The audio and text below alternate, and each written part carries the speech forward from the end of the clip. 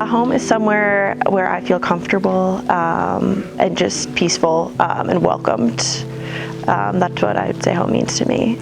Home means to me a place where you can raise your family, love, enjoy, peace, go home and shut out the rest of the world and just relax and just enjoy life without all the pressures and things of the outside world. A home means to me something or a place where you can sleep, eat, and just find solace in being there. Home is where the family gathers.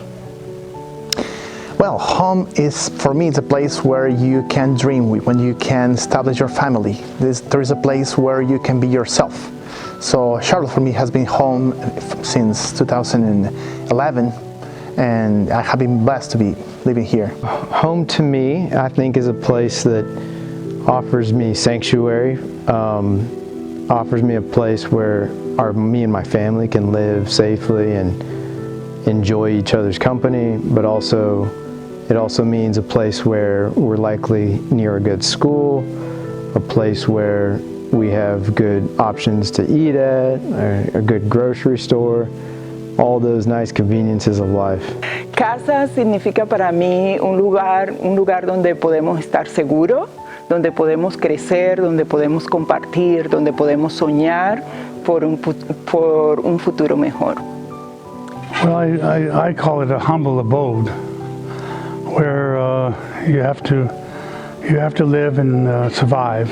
Home means security. It means being able to have a place where we can eat, sleep, shower, and everything else. And that's comfortable. Somewhere comfortable where we can escape the world. Refuge. Yeah, basically a refuge, a place where I can come home and close the door and kind of turn the world out. That there's a lot of options. Personally, I think there's apartments, housing, which is nice. You have different, you're not limited to just apartments. You can get a home as opposed to other cities where a lot of it's just apartments. Here in Charlotte, there's really nothing easy about finding a house in Charlotte. Not only because of not being able to afford it for a living wages, but also there's not a lot of affordable housing here in Charlotte that will be able to, your income is able to adjust to where you want to live. You just do not want to live in any community, in any neighborhood, because you cannot, again, back to affordability. You want to be able to feel safe in the neighborhoods where you move or where you live.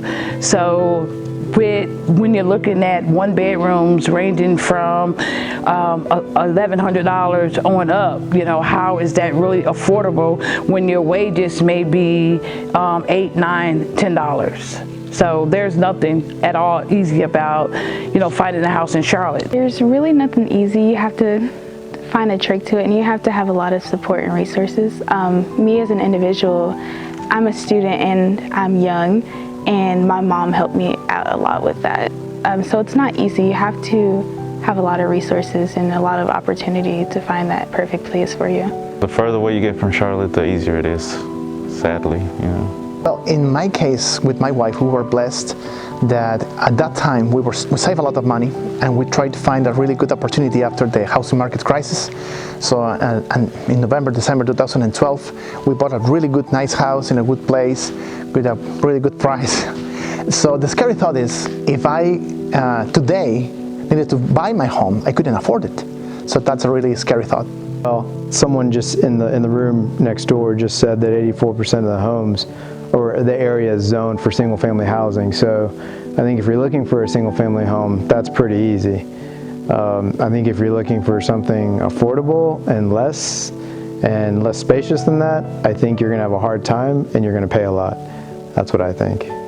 Fácil es encontrar casas en cualquier lugar en Charlotte, pero No todo el mundo puede pagar por esas casas. Ahora mismo hay muchas construcciones, hay casas por todos los lugares, pero no todo el mundo puede pagar por ellas. The easiest thing is to find $300,000 to $1 million homes in big supplies and not being able to afford that.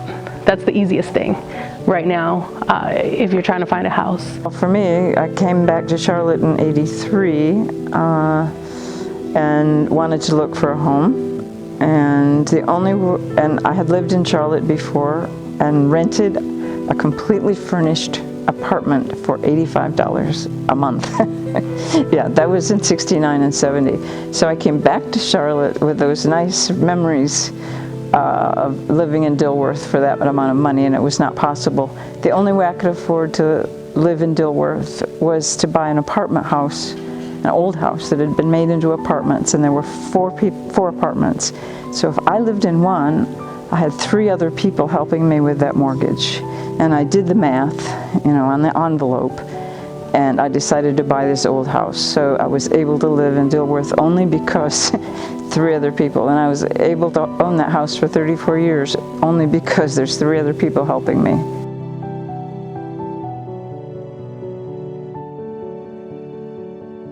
I think the location for some of the apartments housing, for being a city, traveling, things like that. I think having it closer to grocery stores and other things that are accessible for humans.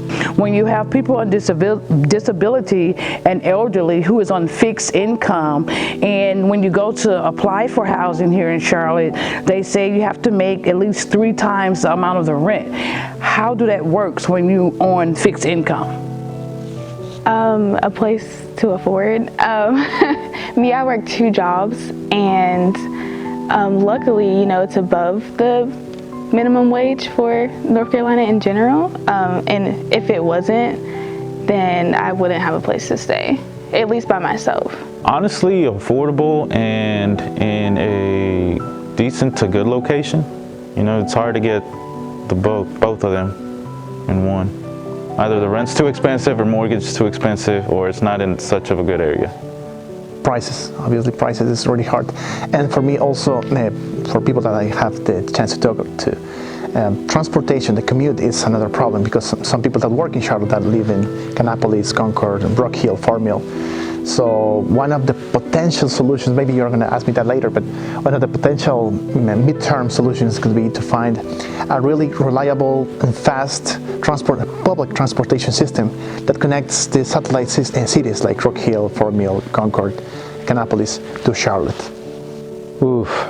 The hardest thing about finding a home is finding one in the location that you want to live in, that you want to go to school at, that you want to send your kids to school at, and finding a home near where you want to work. Most times, 90% of the people I know that I work with don't live close to where they work, so that's a problem. La cosa difícil es lo que acabo de decir, conseguir una casa que podamos pagar, sobre todo para aquellas personas que trabajan en servicio, personas que son maestros, que trabajan en la construcción, policía, personas que están trabajando bajo un salario mínimo. El poder encontrar una casa realmente donde se sientan seguros, donde esté cerca de su trabajo, es bien difícil con todo el desarrollo que se está dando ahora, donde los precios de las casas y de los apartamentos están aumentando. The hardest part is, if you're renting, is finding a home that is safe, secure, that you can eat, sleep, shower, and everything else that's not falling apart. If you're trying to buy a house, you won't find one in a condition that you can afford it. So like, if you're working folks, you can't find a housing.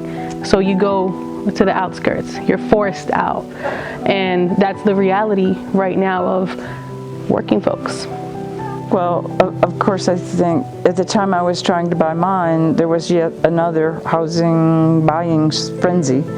And so everything that came up was almost sold before I had a chance to call about it. And I think even now, for some reason, this area attracts a lot of people. and a lot of people with maybe above average incomes for our city. So it's just pressuring the prices up, and the availability up. So I was glad I grabbed that old house that nobody else wanted when I did.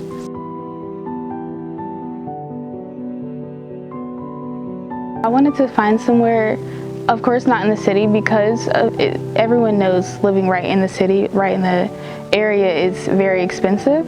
So I definitely knew that it would have to be on kind of the outskirts of the city. And it's very important, proximity is very important to me, because gas prices, they fluctuate throughout the year, and you never know what happens. International news affects that, you know, what's going on in Saudi Arabia right now.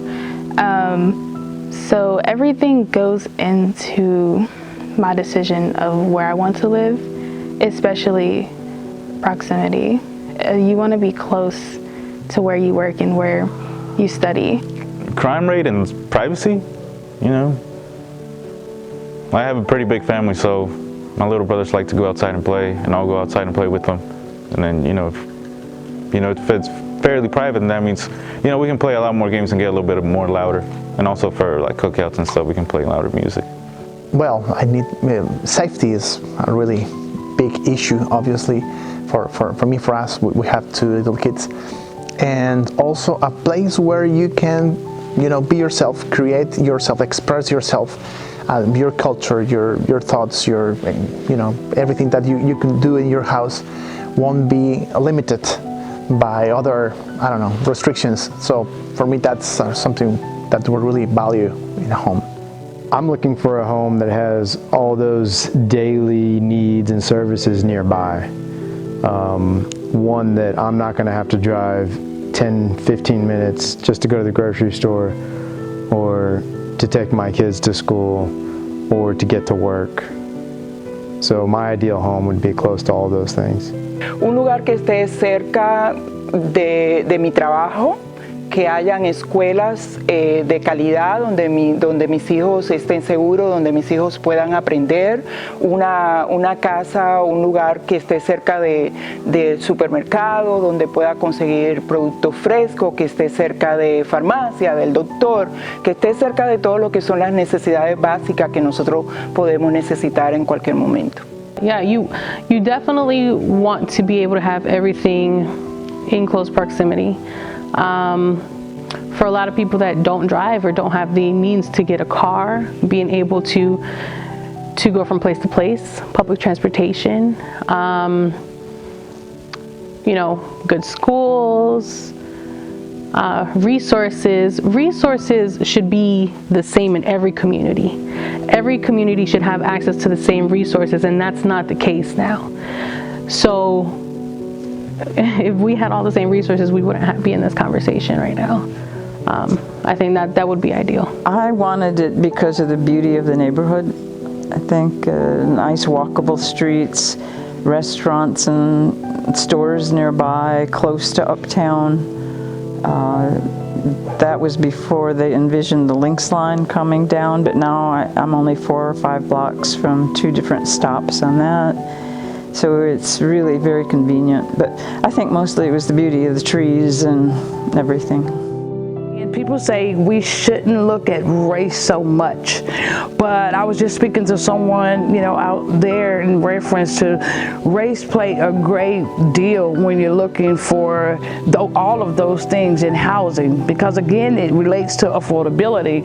But then it's like, you know, when you go into certain neighborhoods, Piper Glen, Valentine, Myers Park, it's like they say, not in my neighborhood. They don't want anything pertaining to African Americans or other income, you know, levels in their neighborhood, but yet and still you find where they don't mind coming into the African American neighborhoods or those low area neighborhoods and want to build in those neighborhoods, and then it seems like now it becomes their neighborhood and they want to push people who have been born and raised in those neighborhoods, you know, out.